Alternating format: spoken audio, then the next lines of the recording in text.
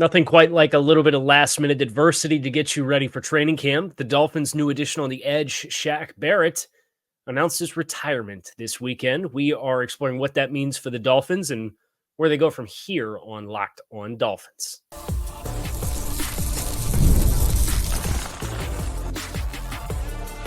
You are Locked On Dolphins, your daily Miami Dolphins podcast, part of the Locked On Podcast Network, your team every day. All right, Miami, welcome to another episode of Locked On Dolphins. It's your team every day here on the Locked On Network. I'm your host, Kyle Krabs, a lifelong Miami Dolphins fan, host of Locked On Dolphins, co-host of Locked On NFL Scouting. You can find our shows on YouTube or wherever you listen to your favorite podcasts. Tip of the cap to our everydayers, because it is your team every day. We don't just say it, we live it here on the Locked On Network. Today's episode of Locked On Dolphins is brought to you by LinkedIn Jobs. LinkedIn Jobs helps you find the qualified candidates that you want to talk to faster. Post your job for free at linkedin.com/LockedOnNFL. That's linkedin.com/LockedOnNFL to post your job for free. Terms and conditions do apply. So maybe some fine print. The Dolphins, maybe, I doubt they'll look on LinkedIn for a replacement pass rusher for Shaq Barrett. But this news on the eve, not the midnight hour, but about 11:56 p.m., before training camp, right? And I think from a figurative sense, 4 days out, does leave the Dolphins in a little bit of a difficult spot. Shaq Barrett signed a one-year contract with a pretty significant signing bonus. It was about a $5.5 million signing bonus that he signed back in March to come join the Dolphins as a veteran pass rusher, and a short-term plan is kind of the guy taking over the role of snaps that you saw Andrew Van Ginkel take last season for the Dolphins. And I know there's a lot of Dolphins fans that are mad that Andrew Van Ginkel is not a member of the Miami Dolphins, and their replacement short-term is already gone. We'll get into all of the implications for the Dolphins' alternative options.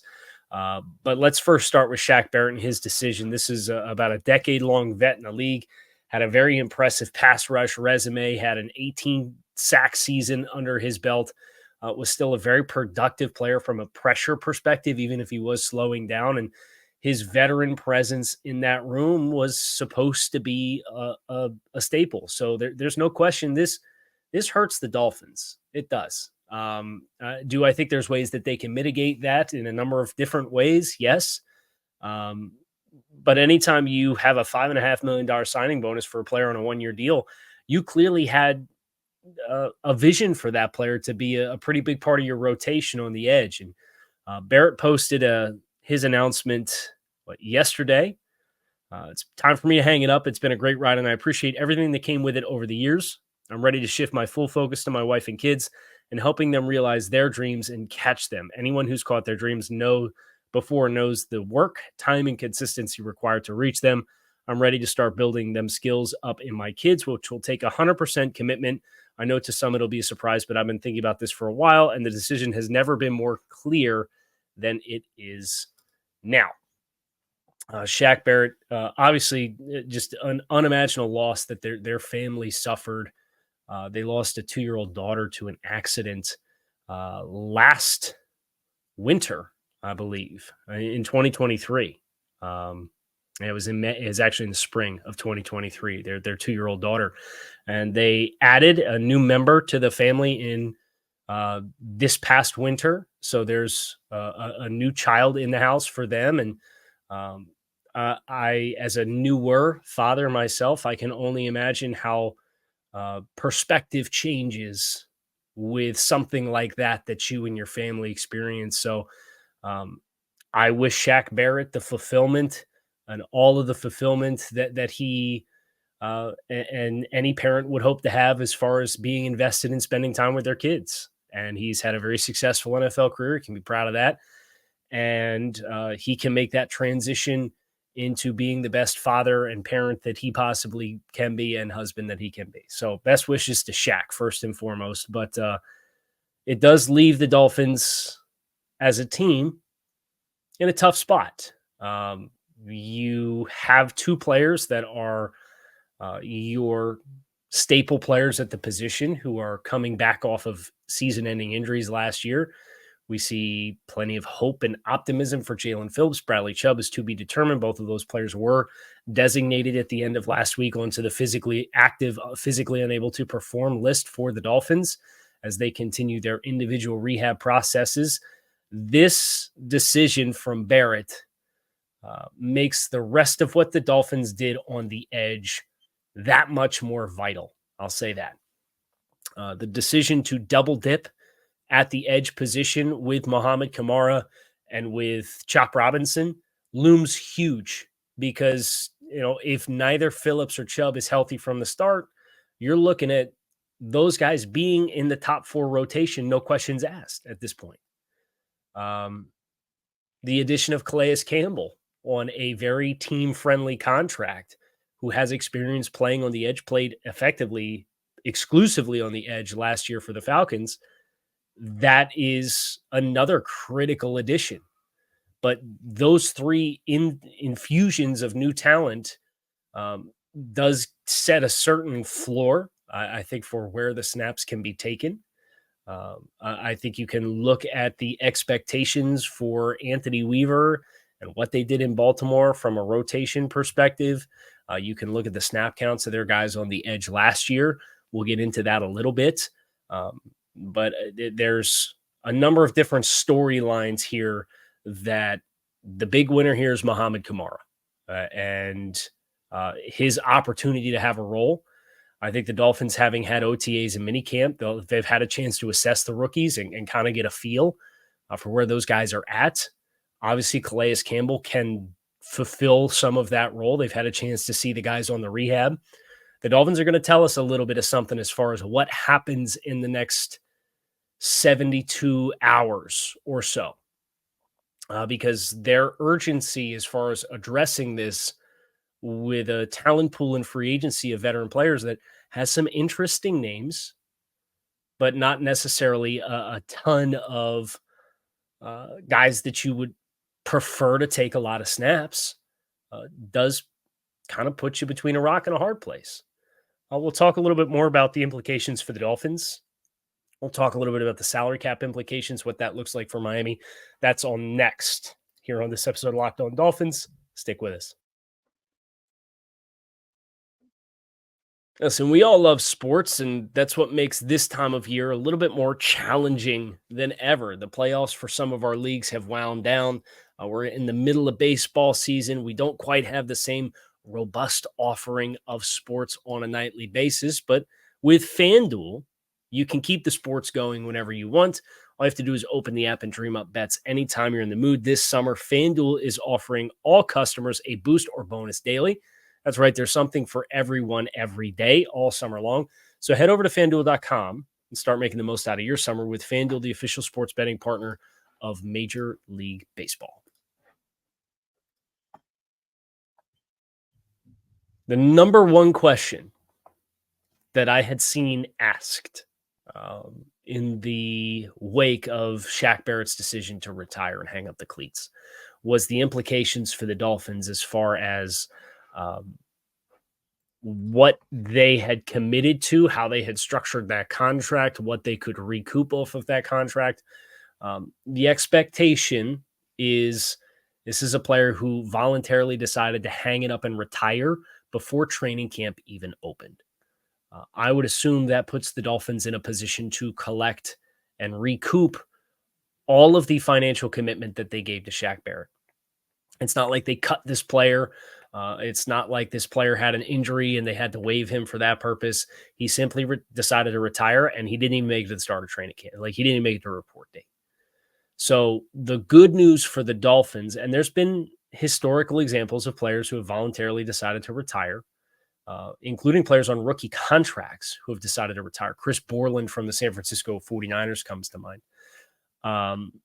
Borland was a mid-round pick for the 49ers, played absolutely lights out his rookie season, and then promptly retired. Looked like he was going to be a perennial Pro Bowl type of player and retired.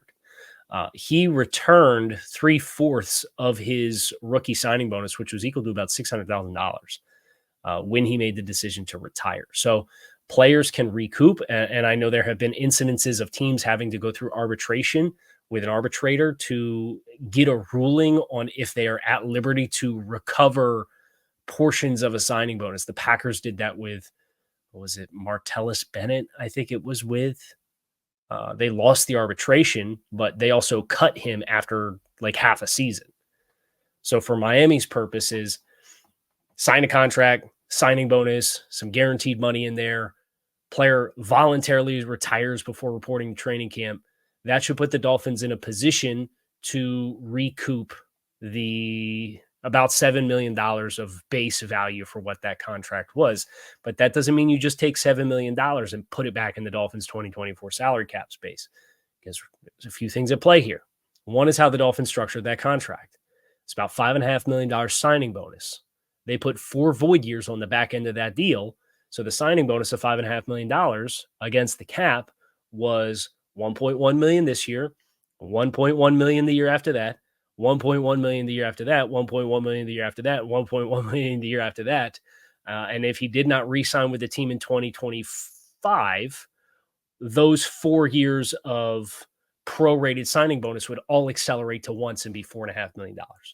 So if Miami gets the full signing bonus back, they will get $4.5 million in cap space that was prorated money that was going to be void money for the 2025 salary cap space. They'll get that back, no questions asked. The other $2.5 million of the base value of the contract with a veteran minimum salary, the prorated portion, 1/5 of the $5.5 million signing bonus, is equal to about $2.5 million was what he was going to be on the books for this year. If they recoup the full value of the contract, the Dolphins will get that back. But because he's leaving, remember, right now it's the top 51 players on your offseason roster count against the cap. He's going to come off with his $2.5 million. Somebody's going to go back up into that space. And the floor of those players right now is about $1.1 million. So you'll save $1.3, $1.4 million against the cap this year. And you'll get the debt of $4.5 million in 2025 wiped off the books. So that's your salary cap implications for the Dolphins. What are the salary, or what are the roster implications for Miami? You look at what Baltimore did last year, and you recognize that Anthony Weaver said they want a tsunami of rotation on the defensive line. They want to constantly stay fresh. They want to constantly have fresh bodies in there. That's an objective. The Ravens realized and lived that last year. Jadeveon Clowney played in all 17 games. He was the highest snap taker of any of the guys on the edge, with about 650 snaps. So your top edge guy on the Ravens defense last year played 650. Nobody else was over 500 snaps. Now, Kyle Van Noy was number 2 and Odafe Owe was number 3. Those guys missed about 3 games apiece. They were between 425 and 475. And then there was like Broderick Washington, who could play inside and outside, played about 300 snaps. So you consider who Miami's missing, and you know that those guys are going to come back at some point, or they're going to be ready to go from the start on a rotational role. And then you consider you still have Calais Campbell. You consider you still have Chop Robinson, a first-round pick. You consider you still have Muhammad Kamara, 5th-round pick. Expectations, I think, should be responsibly tempered, but this is an opportunity for him to come into training camp and claim a larger role, because if you have a $7 million investment in a veteran player on a 1-year deal, that guy's going to play. I think just about anybody else that you find at this stage from a veteran standpoint is probably, A, not going to require that kind of financial investment. And because they don't require that level of financial investment, it opens the door for you to just let a player, if he makes the most of the opportunity, even if you sign a veteran and bring him in, which is the last thing we're going to cover on today's show, who's out there and what those options look like. And I think the Dolphins should do that. Muhammad Kamara could be in a position to raise his snap percentage. It kind of changed the hierarchy within the last 2 weeks. We did a show predicting how many snaps each member of the rookie class is going to take. Muhammad Kamara snaps, looking up. Chop Robinson, maybe he takes 100 snaps, 100 extra snaps. In the first month of the season, maybe he takes an extra 20 snaps per game as a result. And instead of being a 20 snap guy, he's a 40 snap guy, and the Dolphins surely would love for that not to be the case. But It depends on who's ready to go. It depends on who they're able to add to the mix from a veteran perspective. There's some options.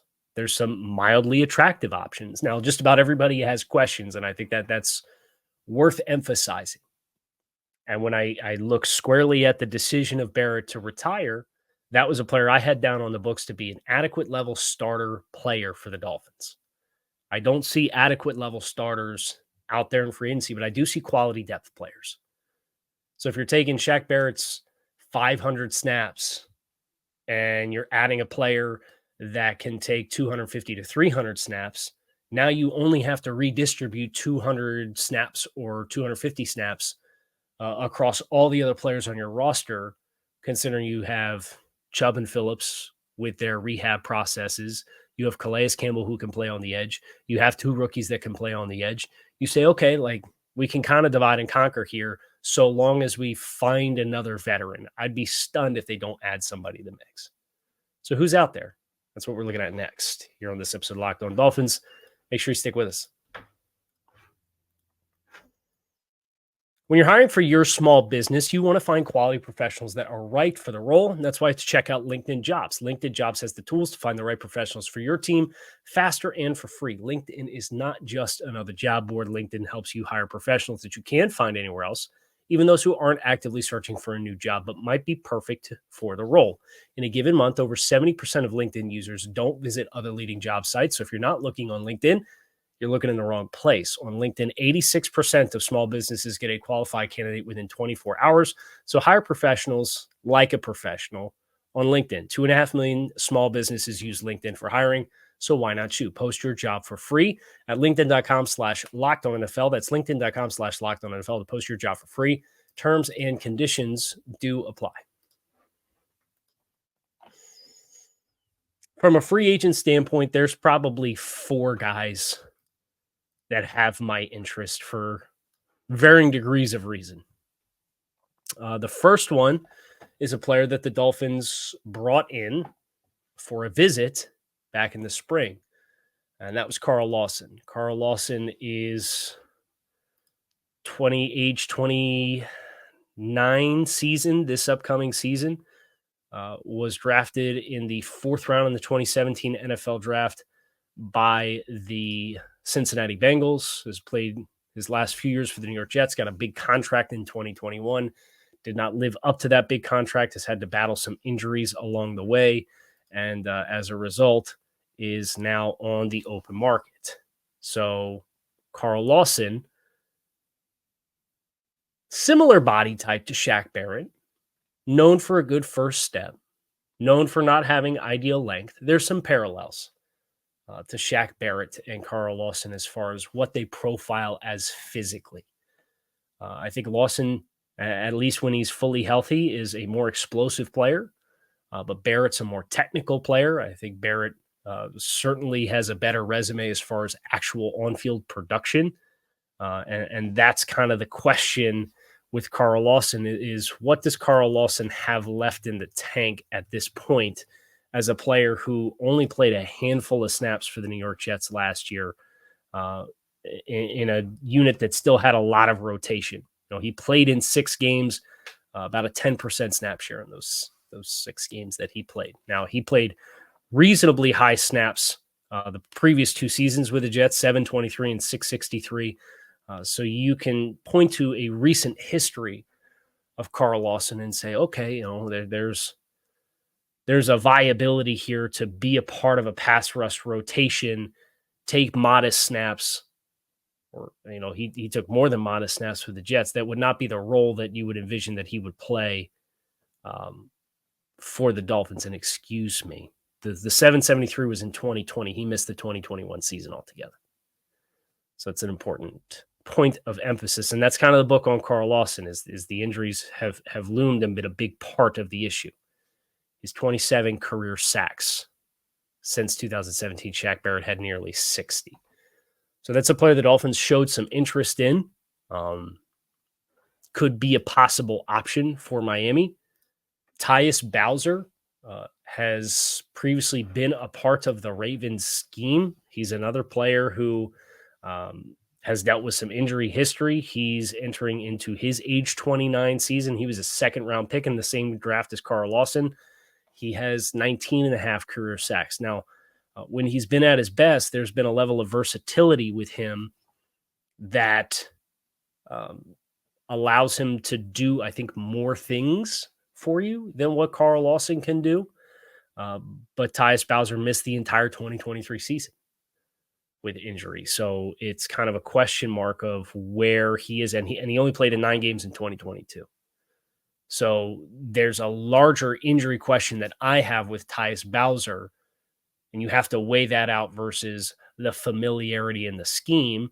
And if you feel like Chubb and Phillips can be back early and you really feel like you need an investment for the first month of the season or up until the bye week in the first 5 games, maybe you're comfortable with that if you're the Dolphins. The next player that I have is probably the one that, if you had to ask me, would be the player that I think is the best intersection of fit, style of play, reliability. It's Marcus Golden. Now, the downside to Marcus Golden is he doesn't have the same first step explosiveness of all the other guys that we're talking about.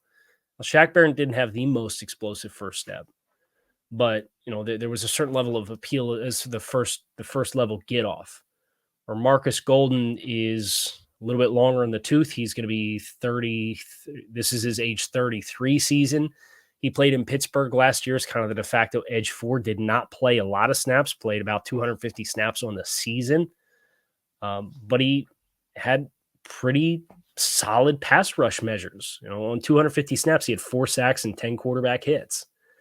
He had 6 tackles for loss as well. It was you just happened to be on a defensive line that had Alex Highsmith and TJ Watt. It's one of the best edge 1-2 combos in the league. So, fresher guy. In 2022 in Arizona, he played almost 800 snaps. The year prior in Arizona, he played almost 700 snaps. So there's pass rush volume. He's got 51 career sacks. It's the most comparable player from a sack production guy that we've talked about thus far to Shaq Barrett.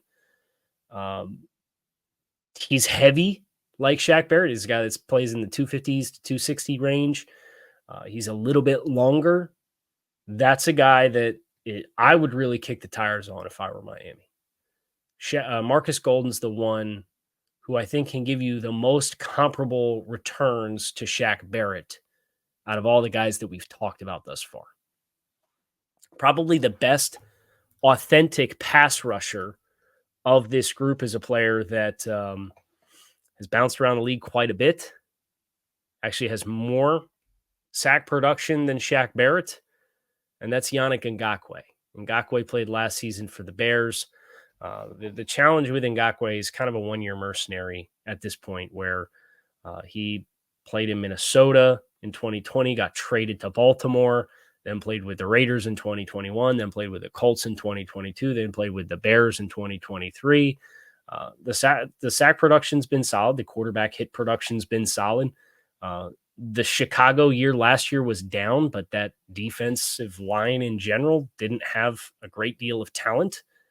The 2 years prior, he played 600 snaps last year in Chicago. The 2 years prior was 732 and 834 defensively in Las Vegas and in Indianapolis. So this guy can take snap volume if you need him to. He's got the best first step out of the group. It's just, what's the cost intersection going to be relative to the other guys, relative to how big of a role you envision? If the Dolphins are going to make a move and get a guy that you feel good about, one of those 4 guys is probably the best places you can turn.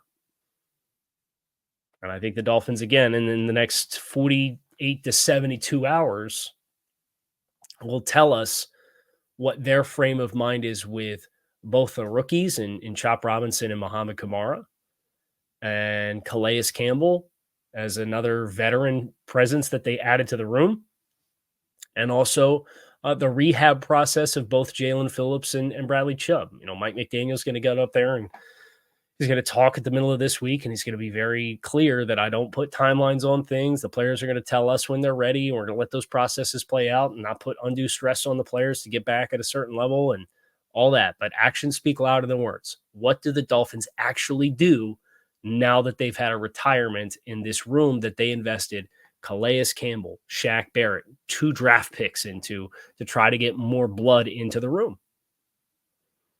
They'll tell us, and it'll be very interesting what they tell us. But I would still be in the market for a veteran guy.